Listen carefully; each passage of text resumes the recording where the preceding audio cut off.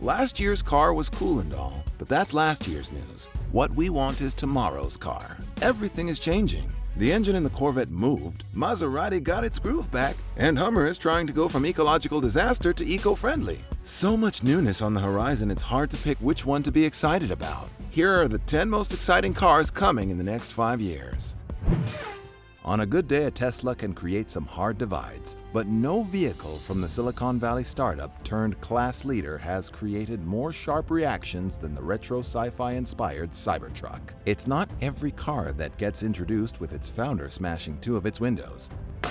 Oh man, it didn't go through. There are a lot of things promised in the new Cybertruck, from insane range for the top model, equally insane towing numbers, and it's even bullet resistant for some reason. Do you want your truck to be bulletproof or not? Well, yeah, I guess Exactly.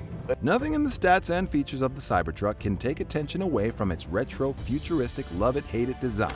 Wild alien-looking designs are nothing new in the automotive world, but rarely do those designs last that long. The beginning taming generally happens between the auto show and the showroom, where practical concerns like manufacturing and safety requirements take their toll. There's no amount of safety bumpers that can unweird this design, though. Time will tell what the finale production will be, but one thing's for sure, they'll be hard to miss.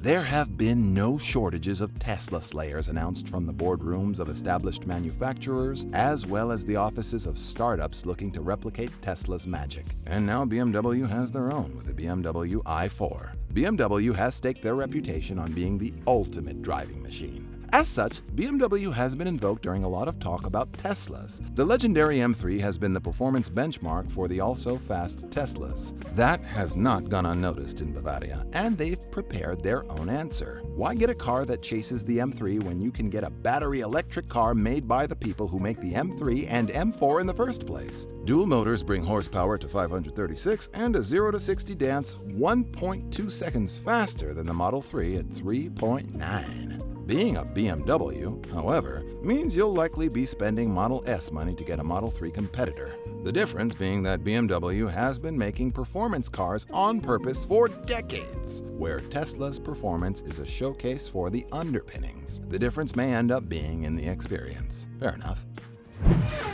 The king of Pickup Mountain isn't planning on going down without a fight. Mr. President! This sucker's quick. The Ford F-Series has been the top-selling vehicle in the United States for several years. The F-Series actually covers a broad umbrella of variations in both size and function, including brutish F-450s and desert-ripping F-150 Raptors. One variation on the F-Series was the Lightning.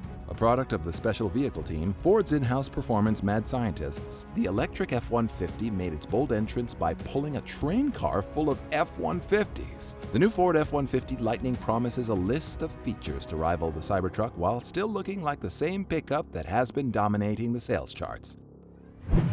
The Lightning name isn't the only bit of heritage that Ford has been mining. Starting this month, customers will be taking delivery on their brand new Ford Broncos, with some already on the road. While Chevrolet went a little more conservative in their redesign of the Bronco's rival, the Blazer, Ford went all in with the retro look, bringing back the Bronco. Overall, it comes in a variety of sizes with 2 and 4 doors, as well as options for a 4-cylinder turbo or a 6-cylinder turbo for the big models. The real excitement, however, is for the smaller Bronco Sport, aimed squarely at the likes of Jeep.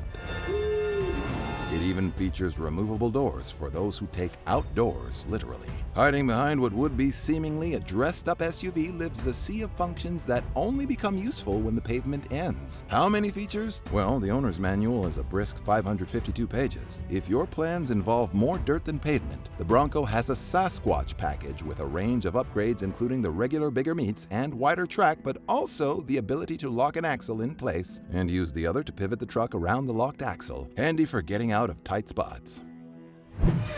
In a list that has a lot of brands reinventing themselves, none are as striking a reinvention as the Hummer EV.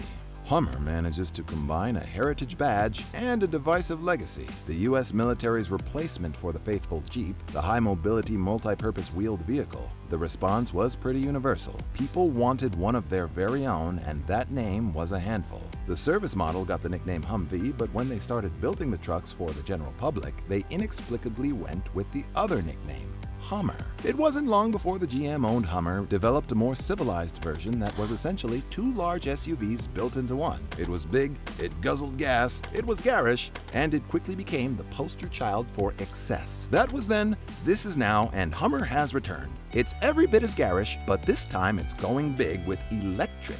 The new Hummer hopes to offer big SUV luxury, but with batteries in place of the dinosaur sauce-sucking V8s of Hummer's past. That doesn't mean that the Hummer is retiring from the excess game. On offer will be a Bugatti-esque 1,000 horsepower with a 350-mile range and 3-second hustle to 60 miles per hour. In a Hummer, it's a topsy-turvy world. If there would be anything to highlight how topsy-turvy the world really is, it's that you can now say the word Ferrari next to SUV thanks to the Ferrari Purosangue. Porsche risked its badge identity by putting their sports car bred badge on a distinctly non-sports car SUV. Rather than destroying Porsche and its reputation as a sports car maker, it outsold all their other models and gave the company the room it needed to expand its race car bred stock as well. Enzo Ferrari famously viewed his road cars as a way to support his racing habit. When examined through that lens, it seems obvious that eventually Ferrari would follow in Porsche's footsteps, but they waited it out. Other Italian sports car brands went the SUV route, including Alfa Romeo, Lamborghini, and Maserati, and now Ferrari is ready to join the party with the Purosangue, or Pureblood, trying to get ahead of that whole not a real Ferrari thing.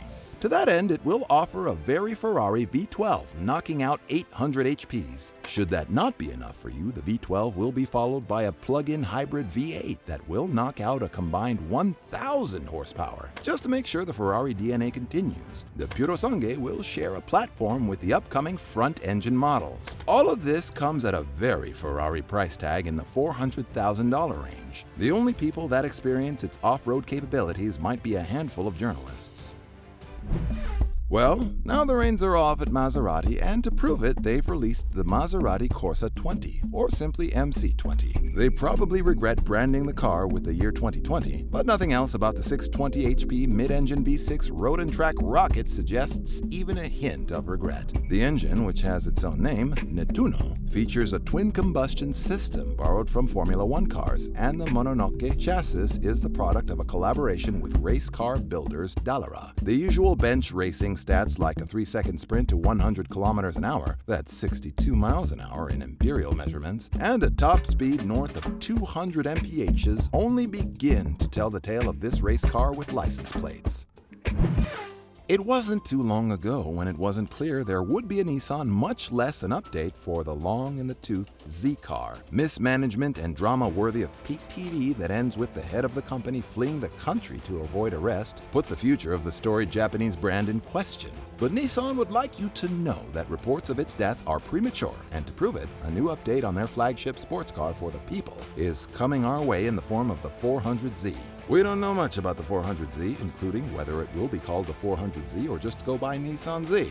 From the Z Proto release of the concept car, Nissan aims to connect this new model all the way back to the club racing favorite 240Z that started it all. Since we don't have a final look or name, things like horsepower and engine are still a mystery.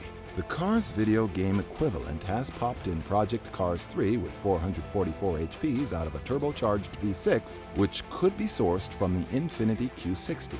In keeping with the Z's theme, it will feature 3 pedals. Nice.